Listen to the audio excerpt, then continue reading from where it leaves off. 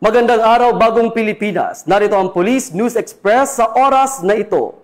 Nilinaw ng Philippine Institute of Volcanology and Seismology o PHIVOLCS na walang kaugnayan sa isa't isa ang mga naganap na lindol sa iba't ibang bahagi ng bansa nitong mga nakaraang araw.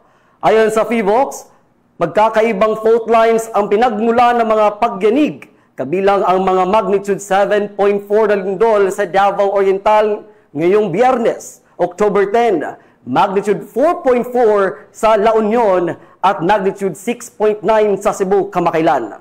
Dagdag pa ng ahensya, normal lamang ang mga pagyanig sa Philippines dahil bahagi ito na tinatawag ng Pacific Ring of Fire kung saan madalas mangyari ang mga lindol at pagsabog ng bulkan. Samantala, kinansila ng PHIVOLCS ang tsunami warning na nakataas sa baybayin ng ilang probinsya ng Mindanao at Visayas.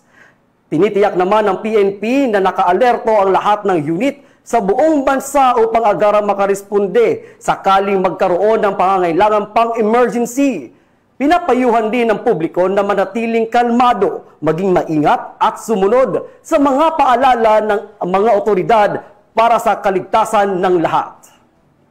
At para sa iba pang napapanahong balita ang pampulisya, laging tumutok sa Police News Network, alagad ng batas, tagataguyod ng balitang pulis. Ako po si Patrolman Justin Mamolo mula sa PNP Drug Enforcement Group, nagbabalita para sa Police News Express.